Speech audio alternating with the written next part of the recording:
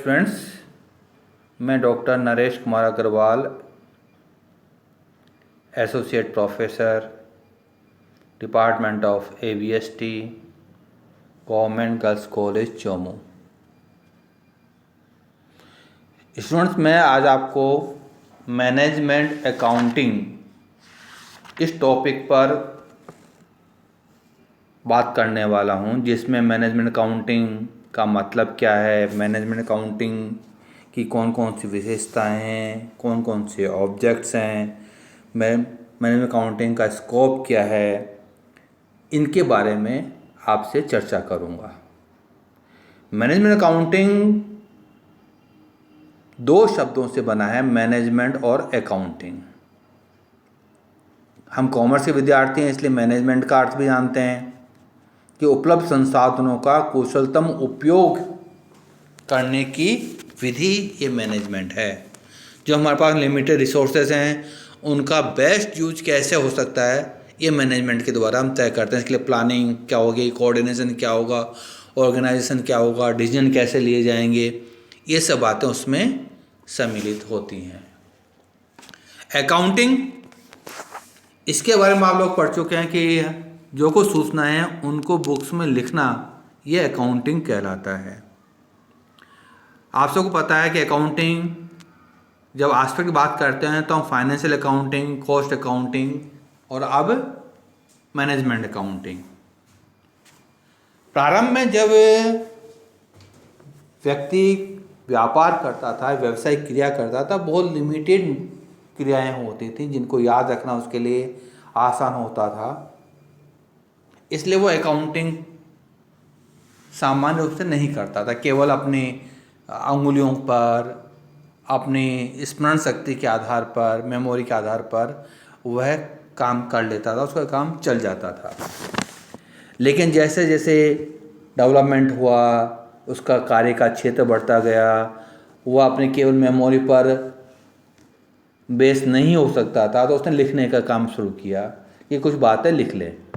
इसलिए अकाउंटिंग बाद में कहा जाता है पहले लिख बाद में दे, यानी पहले लिखना और बाद में देना, लिखने का काम, ताकि हमें कभी भी फ्यूचर में ज़रूरत पड़े तो हम एक डॉक्यूमेंट्री एविडेंस के रूप में भी उसका उपयोग कर सकते हैं। तो लिखने का काम शुरू हुआ। Double entry system, single accounting system, ये सब इसी कारण से डेवलप हुए। जैसे जैसे काम बढ़ता गया वैसे वैसे ये लगा कि नहीं, ये भी ज़रूरत नहीं है हमको, इसके आगे भी ज़रूरत है कि हम कॉस्टिंग ज्ञात करें अपने प्रोडक्ट की, मार्केटिंग स्ट्रेटेजी बनाएं अपने प्रोडक्ट की, कॉस्ट कैसे कम करें ये भी हमको आना चाहिए। तो कॉस्टिंग का डेवलपमेंट हुआ, और जैसे जैसे और व्यवसाय आगे बढ़ता गया, अब हमें मैनेजमेंट अकाउंटेंट की भी ज़रूरत पड़ने लगी कि हमें डिसीजन के लिए सब सूचनाएं एक साथ मिल जानी चाहिए।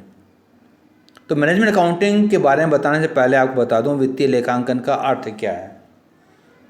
वित्तीय लेखांकन में हम वित्तीय व्यवहारों को पुस्तकों में लिखते हैं, जो एक निश्चित अवधि के बाद या निश्चित अवधि के जो लेखांकन व्यवहार हमने लिखे हैं उस अवधि का परिणाम क्या रहा, लाभ या हानि के रूप में, या एक निश्चित अवधि को हमारे पास में कितनी संपत्तियां और दायित्व, यानी हमारी आर्थिक स्थिति क्या है। यानी वित्तीय परिणामों की जानकारी और आर्थिक स्थिति की जानकारी, इसके लिए वित्तीय लेखांकन शुरू हुआ।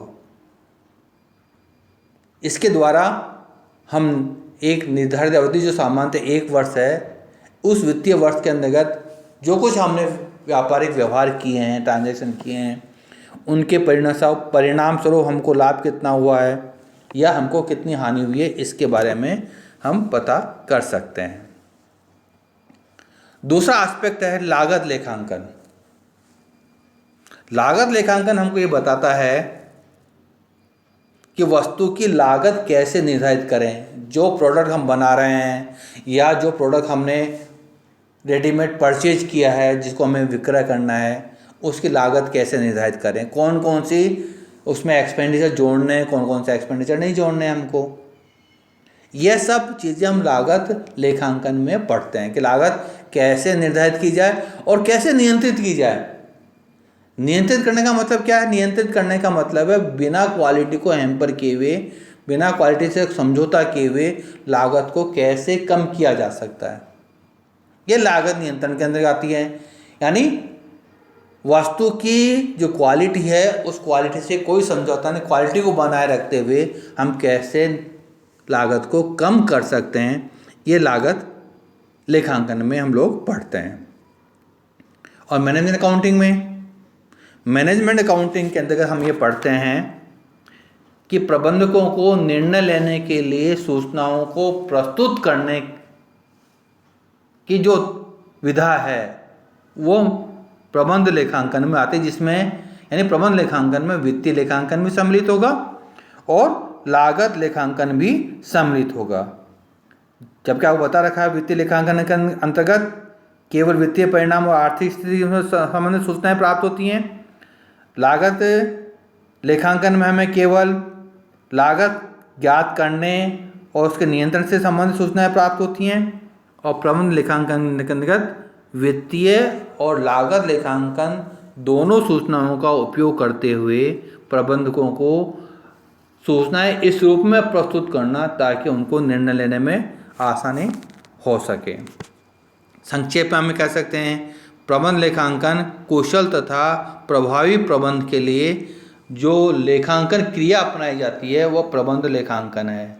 या हम कह सकते हैं प्रबंधकीय कार्यों को प्रभावपूर्ण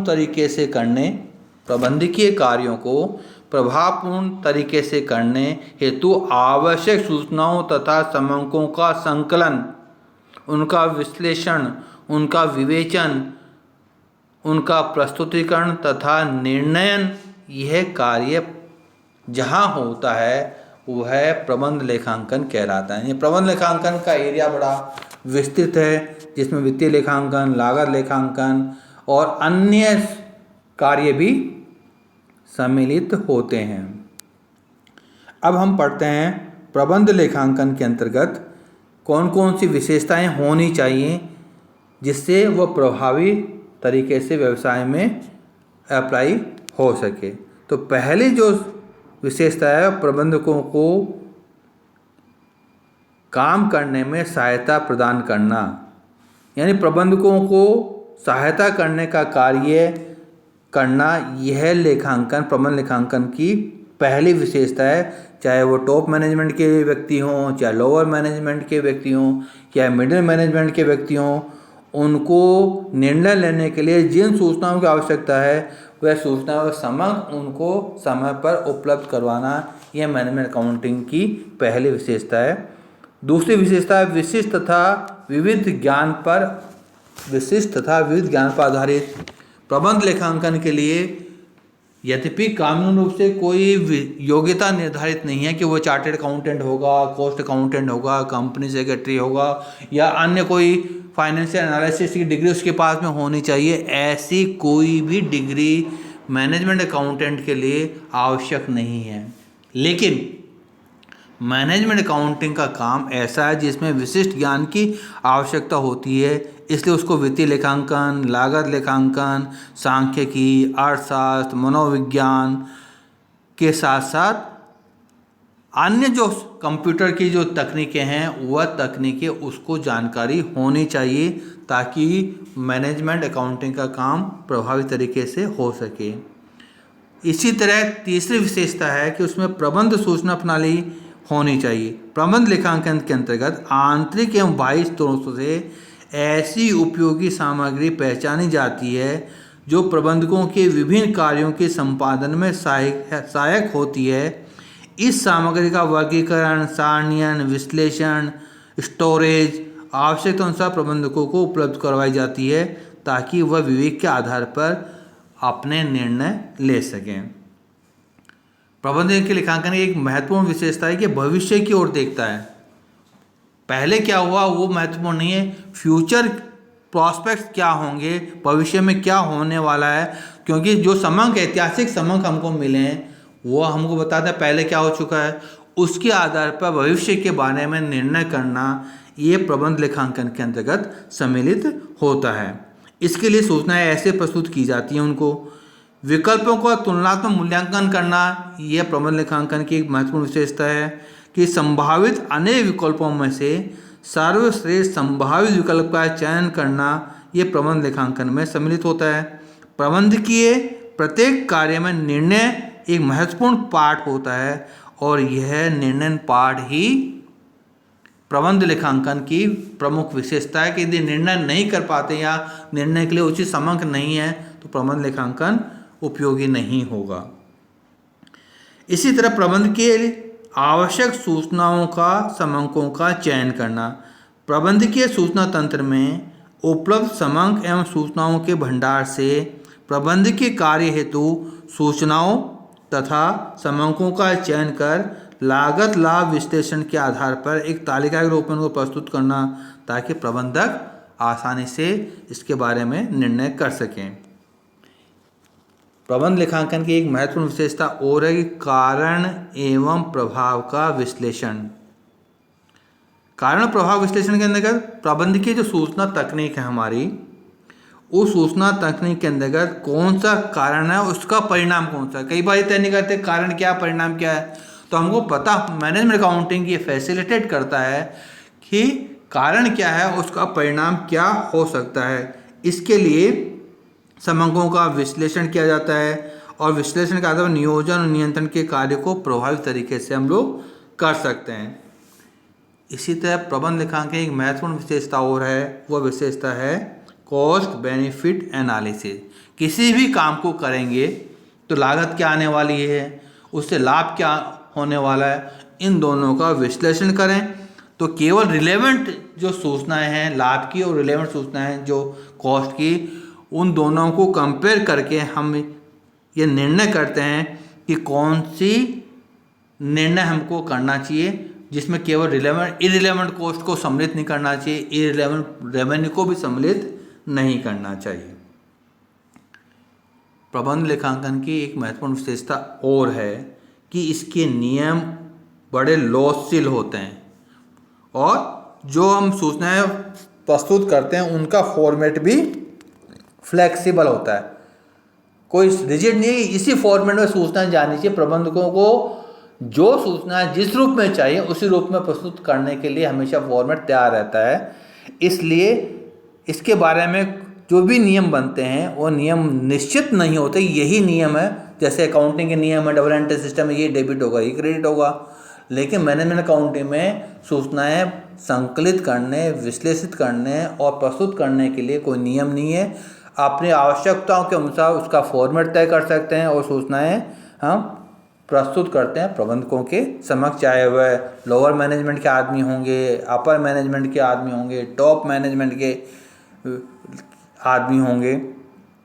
और लास्ट में एक विशेषता और है, वह है कि लागत लेखांकन से आगे की जो टेक्निक है, यानी सबसे पहले वित्तीय लेखांकन का डेवलपमेंट हुआ, उसके बाद में लागत लेखांकन का डेवलपमेंट हुआ, अब यह प्रबंध लेखांकन के रूप में अपनी स्थिति मजबूत करता जा रहा है। ये बहुत पुराना विषय नहीं है प्रबंध लेखांकन, पिछले 4-5 दशकों से इस लेखांकन का प्रयोग किया जा रहा है। विशेषकर पिछले 2 दशकों में इसका प्रयोग व्यवसाय के अंतर्गत अधिक होने लगा है।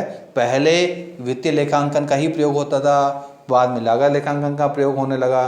अब प्रबंधकों को निर्णय लेने के लिए हम प्रबंध लेखांकन का उपयोग करने, फिर समझ लीजिएगा प्रबंध लेखांकन कोई लेखांकन पद्धति नहीं है जिसके अंदर पुस्तकों में कोई लेखा नहीं करते हम।